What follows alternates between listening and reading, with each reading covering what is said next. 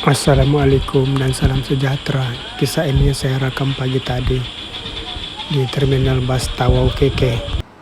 Anak buah saya seorang mualaf. Dia dijemput untuk memberi penghormatan terakhir kepada neneknya yang telah meninggal dunia minggu lalu di Keke. Mungkin malam ini dia sudah sampai di Keke. Ini oleh-oleh dari Tawau untuk orang Keke, kakak saya yang buat. Kami sampai di terminal bus kira-kira pukul 7 pagi. Ini ialah bus yang membawa anak buah saya pergi ke Keke. Itu dia anak buah saya. Dia ada 6 orang anak tapi ngikut hanya 2. Ini ruang bagasi sudah hampir penuh. Beliau berhijrah ke Tawau sejak 2010. Sudah 15 tahun dia di Tawau. Tempat jatuh lagi dikenang, ini kan nenek yang membesarkan dia. Beliau juga menyediakan hidangan makanan untuk keluarga mereka yang muslim. Hubungan etnik di Sabah sangat luar biasa. Anak buah saya merupakan contoh hubungan etnik harmoni di Sabah. Sehari sebelum peristiwa ini, kereta saya mengalami kerusakan teruk. Tetapi ketika ini kereta saya sudah dibaik pulih. Kami dilahirkan dari keluarga yang susah dan tinggal jauh di pedalaman. Jika kendaraan rusak, memang sangat sukar untuk mendapatkan alat ganti. Sejak kecil saya sudah memang terdedah dengan dunia otomotif. Ini Swiss kipas radiator yang saya buat tengah hari tadi. Karena di tempat kami amat sukar untuk mendapat alat ganti kendaraan. Setiap kali berlaku kerusakan, kami terpaksa membaikinya ke tahap maksimum. Kecuali alat itu benar-benar rusak teruk. Kereta ini mengalami kerusakan alternator di saat yang signifikan. Sebab besok ada janji temu, hari ini dia rusak. Jika alternator normal, pasti bacaan multimeter sekitar 13.2 hingga 14 V ketika lampu depan on. Dan engine hidup. Ini tidak normal karena ketika on lampu bacaan multimeter hanya 12 voltan, 12 V. Ia berlaku karena bearing alternator sudah rosak. Apabila ketekan belting, bearing akan berbunyi seperti besi bergeser. Jadi sementara bearing alternator belum dibaik pulih, saya hanya boleh menggunakan alternator ketika tanpa beban ataupun tanpa on lampu dan tanpa on aircon. Kesimpulannya, saya hanya boleh jalan pada waktu siang karena pada waktu malam jika bacaan multimeter pada 12 V ketika on lampu, bateri tidak akan menerima cas yang mencukupi. Akhirnya esok pagi kereta tidak boleh start. Alternator yang baik apabila enjin hidup dan diuji dengan multimeter, hasilnya sekitar 13.2 V hingga 14.8 V. Itu adalah normal. RPM sekitar 800 hingga 1000 ketika enjin perlahan ataupun melahu. Jika saya ketatkan belting alternator, apabila saya on lampu, sama ada lampu tinggi atau rendah, bacaan alternator menunjukkan 13.2 V. Ini menunjukkan alternator normal. Oleh kerana bearing alternator rosak, jadi saya terpaksa setting belting di tahap yang paling minimum tekanannya supaya ball bearing lebih tahan lama. Oleh itu, alternator masih boleh memberi cas yang cukup kepada bateri ketika kereta bergerak. Cabaran selanjutnya yang harus dipikul ialah kabel kipas radiator hangus. Ini ialah kabel kipas radiator yang telah siap dibaik pulih. Masalahnya, switch sensor kipas otomatik telah rosak. Jadi saya tukar kepada switch secara manual menggunakan switch elektrik di rumah. untuk menghidupkan kipas radiator. Kabel harness yang telah dirombak harus dililit semula dengan selotep supaya kipas radiator dapat bekalan elektrik yang cukup. Harness ialah sekumpulan kabel elektrik yang telah dililit dengan selotep elektrik.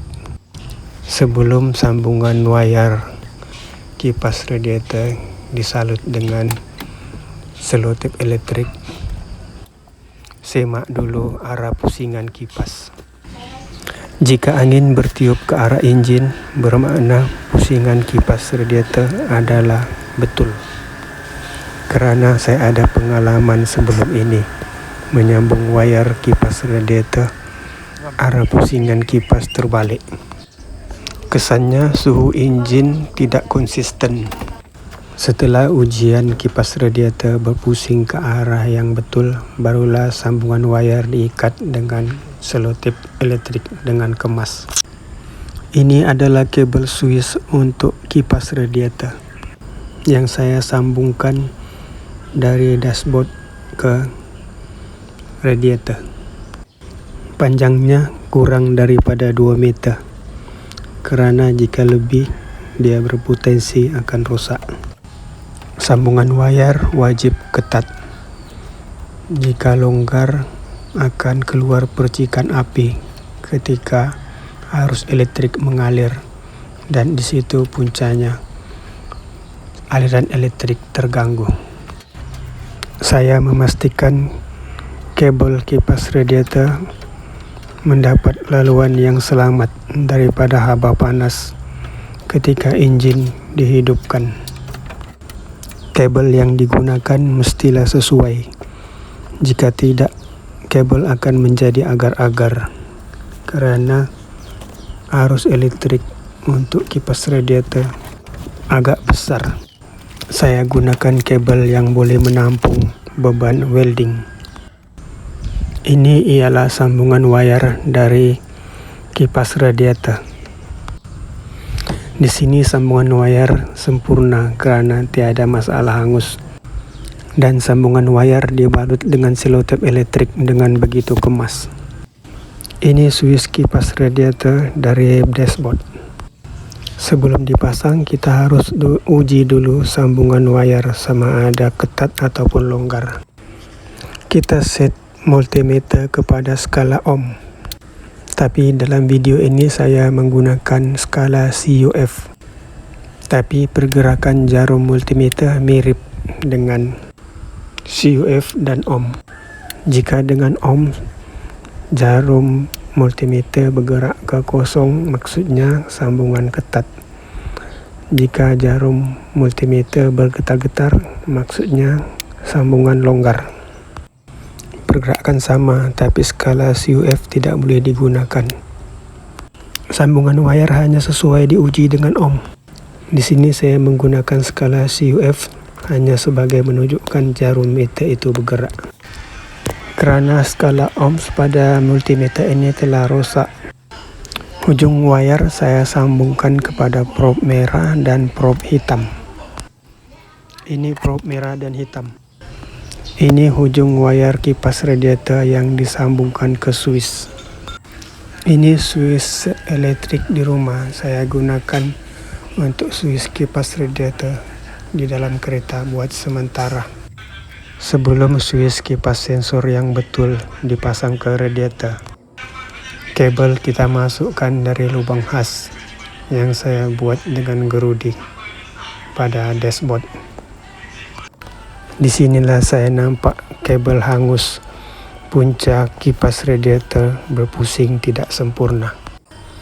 Apabila sambungan wayar longgar, disitulah terhasilnya percikan bunga api dan kabel hangus. Selanjutnya, arus elektrik mengalir tersekat-sekat dan kipas radiator berpusing tidak sempurna. Kabel yang hangus ini saya potong dan buang, dan saya membuat sambungan baru pada wayar yang tidak hangus. Ini sambungan wayar di bahagian tengah kabel. Wayar saya ikat ketat dan saya patri dengan soldering timah dan flux. Sebelum sambungan wayar dipatri, saya letakkan sedikit flux kepada wayar supaya sambungan timah melekat lebih kuat ke wayar. Cara yang betul, panaskan dulu wayar. Setelah wayar panas, baru letakkan flux ke wayar. Jika tidak diletak flux, timah tidak akan melekat ke wayar, selain ia akan menitis ke lantai. Jika semua sambungan wayar elektrik cukup kuat, peranti dalam kereta akan tahan lebih lama. Inilah sambungan wayar yang sudah cukup kuat dengan timah soldering. Esok pagi bolehlah mengantar anak buah ke terminal bus KK Tawau. Ketika membaik pulih kendaraan ini, rasa cemas memang luar biasa karena esok sudah mengantar anak buah ke terminal bus. Bayangkan jika kereta rusak di saat-saat akhir, memang keadaan kucar-kacir atau huru-hara. Alhamdulillah, berkat kesabaran dan doa, akhirnya anak buah berjaya dihantar ke terminal bus Tawau KK. Semoga selamat sampai di Kota Kinabalu. Amin.